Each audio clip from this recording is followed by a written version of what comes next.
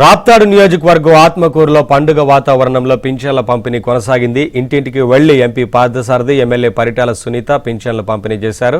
చంద్రబాబు చిత్రపటానికి లబ్ధిదారులతో కలిసి పాలాభిషేకం చేశారు.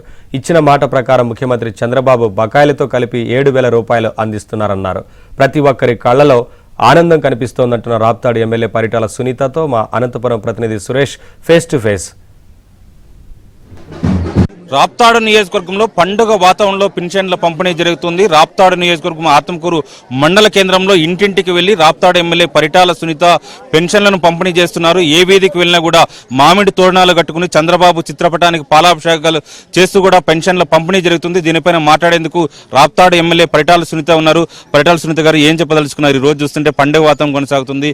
ఏ వేదికి వెళ్ళినా కూడా మామిడి తోరణాలు కొట్టి చాలా సంతోషం కనిపిస్తుంది. ఏ ఊరి ముఖంలో చూసినా ఈరోజు మాకే సంతోషంగా ఉందండి. ఎందుకంటే చంద్రబాబు నాయుడు గారు ఆ రోజు మాట ఇచ్చారు, 1వ తారీఖు ఖచ్చితంగా మన ప్రభుత్వం వస్తుంది, నెక్స్ట్ మంత్ తప్పకుండా నేను జూలై నెలలో వాళ్ళందరికీ ఎవరికైతే పెన్షన్ నేను పెంచుతానన్నానో పెంచే డబ్బులు కానీ 4,000 రూపాయలు కానీ 15,000 కానీ 10,000 రూపాయలు కానీ అదేవిధంగా పెంచుతా 3 నెలలు పెంచింది కూడా 7,000 రూపాయలు కూడా ఇస్తానని ఆ రోజు మా అన్న చంద్రబాబు నాయుడు గారు చెప్పారు. ఈరోజు పండగ వాతావరణం లాగా ఈరోజు ఎక్కడ చూసినా మామిడి తోరణాలు కట్టి చంద్రబాబు నాయుడు గారు ఫోటో పెట్టి పాలాభిషేకాలు చేసుకుంటూ ఎంతో ఆనందంగా ఈరోజు పెద్దవాళ్ళు ఉన్నారు. అమ్మాయి మాకు పెద్ద కొడుకు తల్లి చంద్రబాబు నాయుడు గారు ఎంతో ఆనందంగా ఉందమ్మా, ఈరోజు 7,000 రూపాయలు నాకు వస్తాను తల్లి, నెల నాకు 4,000 రూపాయలు మా చంద్రబాబు నాయుడు గారు కూడా ఇస్తారమ్మా అని ఎంతో ఆనందంగా కూడా చెప్తున్నారు. వృద్ధులు ఉన్నారు, వికలాంగులు కానీ వీళ్ళందరూ కూడా వితంతులు కానీ వీళ్ళందరూ చాలా ఆనందంగా ఈరోజు వాళ్ళు చెప్తున్నారు. రాప్తాడు నియోజకవర్గంలో గతంలో చేసాం, వైసీపీ కండవా వేసుకున్న వాళ్ళకి పెన్షన్లు కానీ ప్రభుత్వ పథకాలు అందేవి, కానీ ఈ రోజు మీరు అర్హత ఉన్న ప్రతి ఒక్కరు కూడా అందిస్తామని చెప్తున్నారు.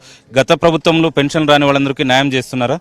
తప్పకుండా, ఎందుకంటే చాలా మంది వాళ్ళని చూస్తుంటే ఏడుపు వస్తుంది. ఇప్పుడు పెద్ద ఆవిడ ఏడ్చిందాడ, అమ్మాయి మా ఆయన చనిపోయి నేలైంది కానీ ఇంతవరకు నాకు పెన్షన్ రాలేదు తల్లి, ఎన్నిసార్లు ఆఫీసుల చుట్టూ తిరిగినా అక్కడ వైఎస్ఆర్ స్టిక్కలు కొడితేనే మాకు పెన్షన్లు వస్తాయంట, మన వాళ్ళ చుట్టూ తిరిగి మాకు కాళ్ళ చెప్పులు అరిగిపోయినాయని.